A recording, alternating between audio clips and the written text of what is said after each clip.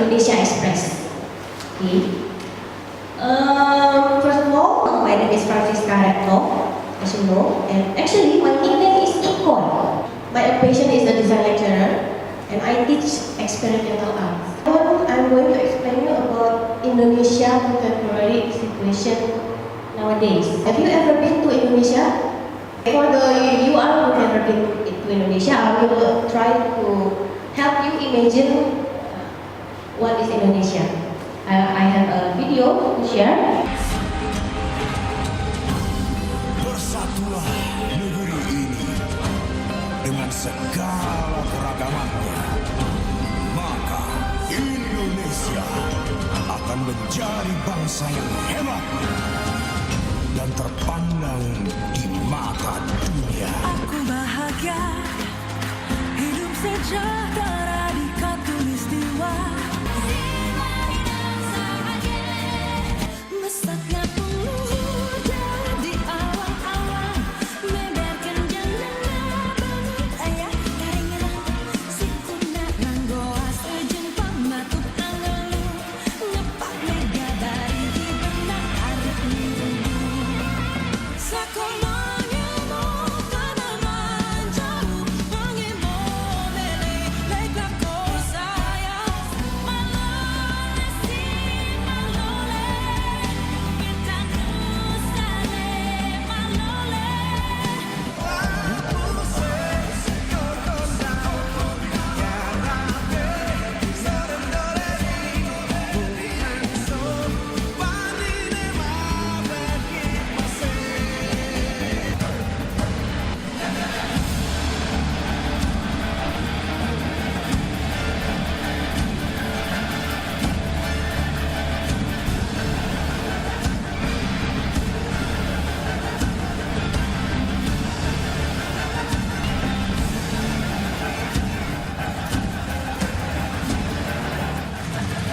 Here's my opinion. What you saw is not fully true about Indonesia. What you saw is an image of Indonesia exoticism that is communicated over and over again through the years and now becoming an outdated brand, which is the brand of Indonesia tourism. For these consequences, I will show you one video again made by a foreigner that represents Indonesia, which explains a surface concept of Indonesia that he bought. Alright, so again, if you don't know anything about Indonesia, it's basically like if the Middle East and South Asia had an incredibly colorful, loud, somewhat explosive set of babies. Like thousands of them. Okay, that doesn't really help. First of all, Indonesia is the world's largest archipelago nation located right where the Indian Ocean meets the Pacific Ocean on the incredibly clustered set of islands making 6 countries known commonly as Nusantara or the Malay Archipelago. The country is divided into 34 provinces, 5 of which have special administrative statuses, with the capital and most populous city Jakarta located on Java, the world's most populous island with nearly half of the entire population of Indonesia in it. Speculative. Today, there are still arguments claimed as to exactly how many islands Indonesia had, whereas the Indonesian government claims about 17,500.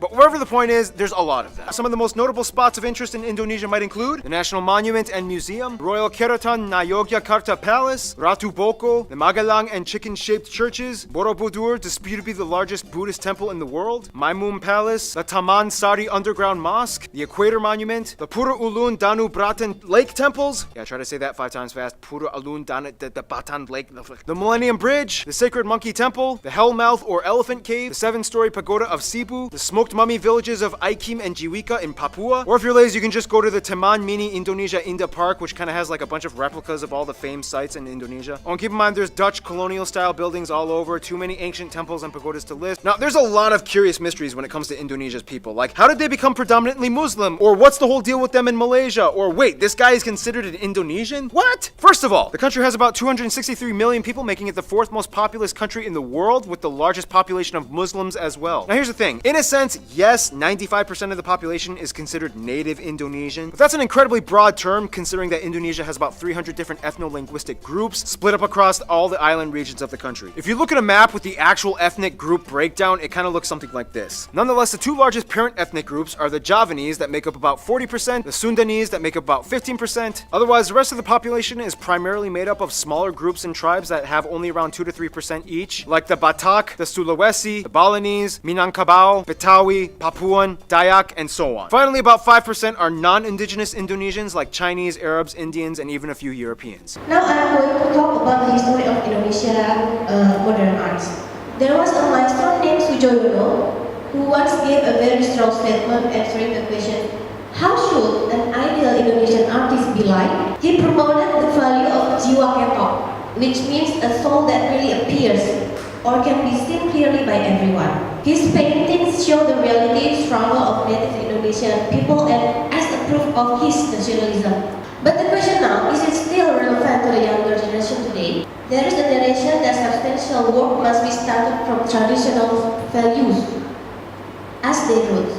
This statement brings a judgment produced by, of course, the traditionalists, and they began to labelize the younger generation who did follow the values as the floating generation. Do you want to see our generation today?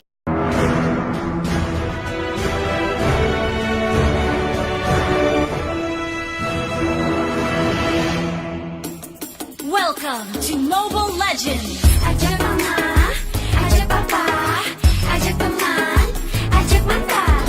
Ajak mama, ajak papa, ajak teman, ajak mantan. Launch attack. Ayo goyang jempol, bebaskanlah hatimu. Ayo goyang jempol, tentukanlah hidupmu. Bang bang, asyik. Goyang jempolnya asyik. What happened to our traditional culture?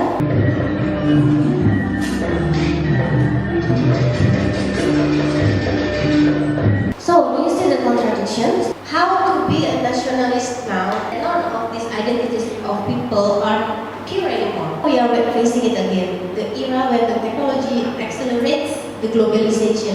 I want to invite you to experience Indonesia. I choose Bali as the representation which is related to my personal experience. We are going to learn and try one of the most famous Balinese dance, the Lego. Will be led by a dear friend that I met in YouTube.